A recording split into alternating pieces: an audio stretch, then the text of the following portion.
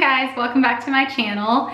In today's video, I wanted to go through my frozen embryo transfer or FET experience. I did a video like this on my IVF cycle and a lot of you guys have found it helpful, so I thought I would do the same type of video but for a frozen transfer. A frozen embryo transfer is when you just take one of the embryos that was frozen and transfer it.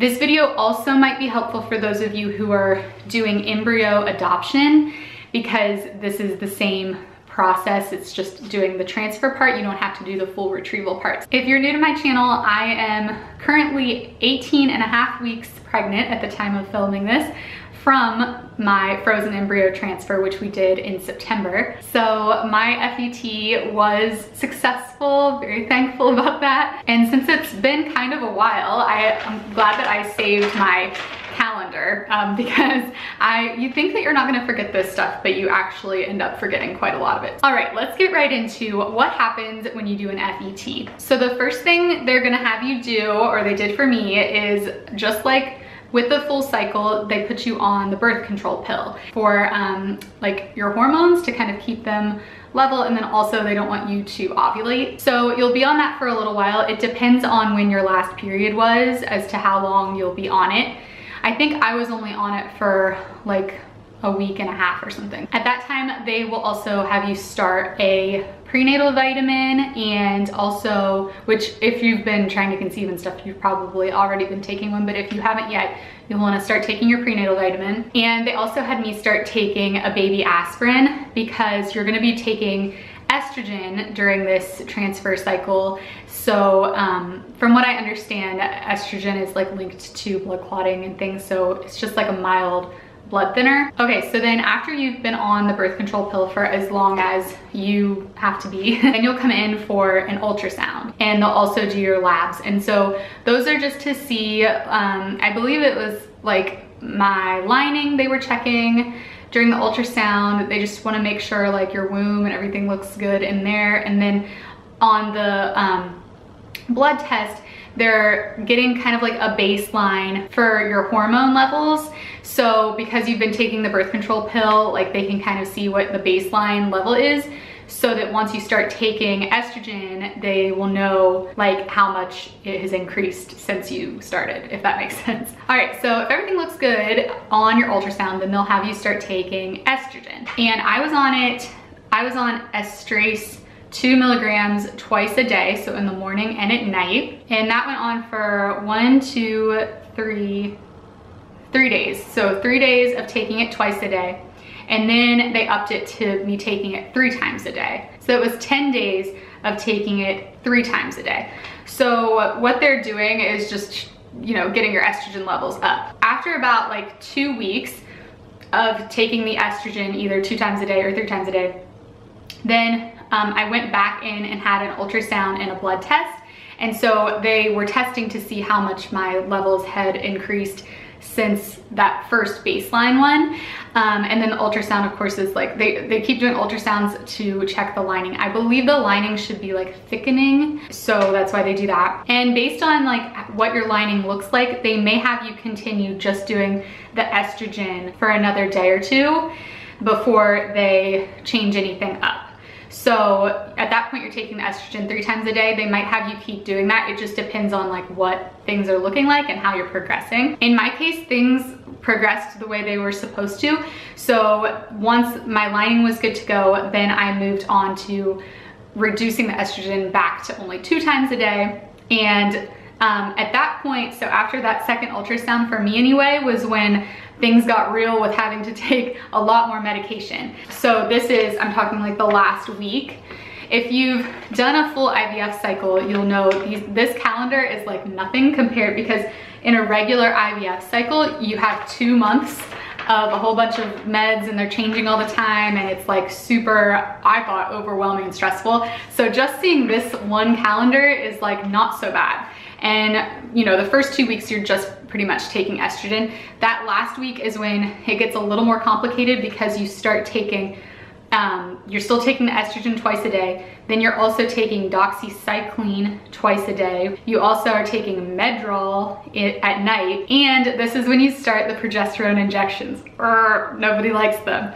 I hated them, but you have to do it because it's really important to get that progesterone up. So once I hit this week when things got kind of complicated, that was when I did, and I mentioned this in my last video, but I just wrote on the back like AM and PM so that I could keep track of what to take in the morning and what to take at night. That just helps me rather than looking at this calendar, because it's easy to kind of like forget and miss something. And then the other thing is there were certain pills that would say, don't eat this food when you take it. So I also wrote at the bottom what not to eat.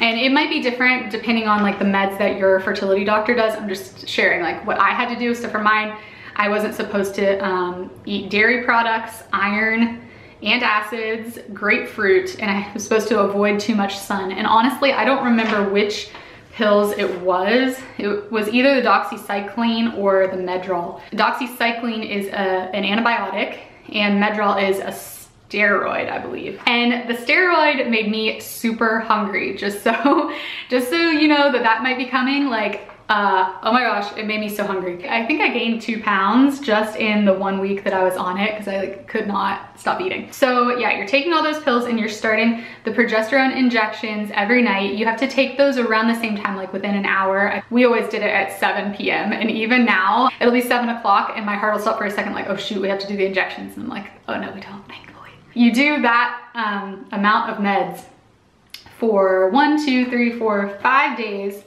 And then you go in for the transfer. So honestly, a frozen embryo transfer is not bad compared to a full IVF cycle. Is way, way worse. So the good news is if you're doing a frozen embryo transfer, the hard part is already over. You've either already made it through that, or if you're doing an embryo adoption, then it's already been done for you. So really it's not so bad. Anyway, then you go in for your transfer. Just like in my other video when I did a fresh transfer, the transfer process is exactly the same.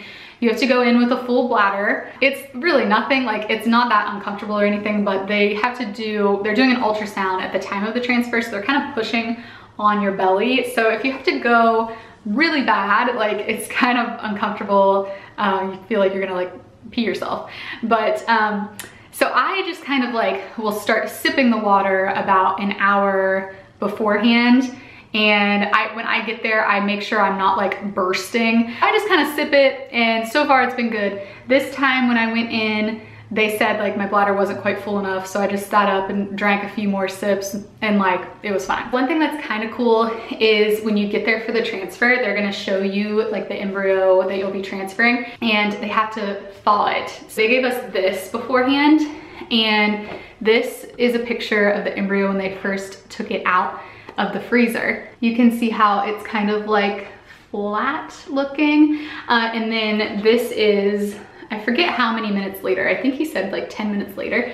And so you can see how it kind of fluffed up a lot. Kind of like flattened out there, and then it like fluffed up a lot in this picture. And he said that's how you know that it's like good and alive and it survived the thaw. They'll show you like your embryo and your name and everything on the screen before they do the transfer, because they'll ask you a whole bunch of times like to verify your name and your birth date and everything. They want to make sure that they're transferring the correct embryo. And so when they showed what the embryo looked like on the screen right beforehand, it was even fluffier. So that's a good sign. And I think that's like a really cool thing about IVF. I mean, not very many people have a photo of their baby like this young. So I think that's pretty cool.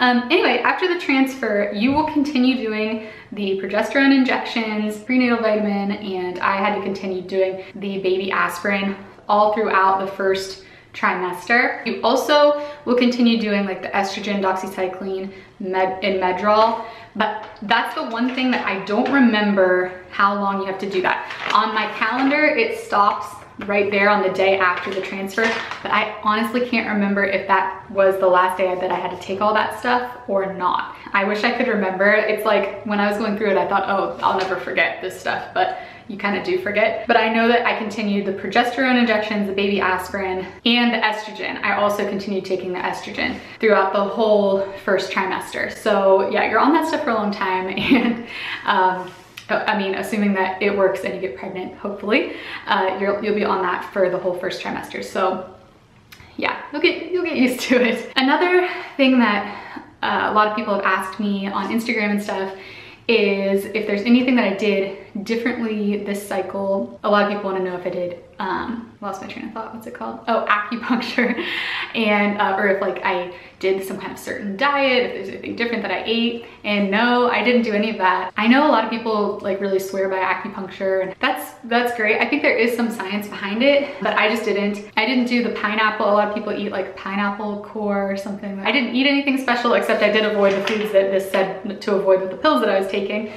And I did take it easy. Like after the transfer, I didn't do any exercise or anything like that.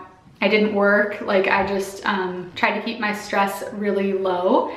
And that's really all that I did. I think when it comes to like the pineapple and like all of these kind of natural things that you see on the forums, I really think there's not much scientific evidence behind any of that. And I don't know, depending on your personality, you may or may not like this advice, but I just think it's really important to accept the fact that this is out of your control. And like, it's hard to do, but the truth is it's God's will. It's either gonna happen or it's not gonna happen. You can't blame yourself if it doesn't happen. And you can't think that it was something that you did if it does happen, because there are people who do everything right, everything like by the book and perfect, and it still doesn't happen. Like it's just out of your control. And I think that that can be like an unsettling thought, but once you really accept that, it is a calming thought. And being calm is one thing that has shown to help with all of this. And it's just better, I think, for you emotionally too, or else if you think that like it's all in your control and you have to do everything right and eat all the right stuff and do all of this, like you're gonna feel like it's your fault if it doesn't work, and it's not. Yeah, I don't know. You can take that or leave that, but that's probably the best advice that I could give on this topic. I wish you all the best if you're going through an FET soon. Please share this video with anyone that you think might find it helpful. I'm not a doctor or any type of medical professional, but if you have any questions, I'll do my best to try to answer them in the comments. I have a ton of other videos, well not a ton, but I have another playlist of videos related to IVF. Go to my channel and you can see that whole playlist if you're interested. So anyway, hope this is helpful. Be sure to subscribe to my channel and I will see you in the next video. Bye.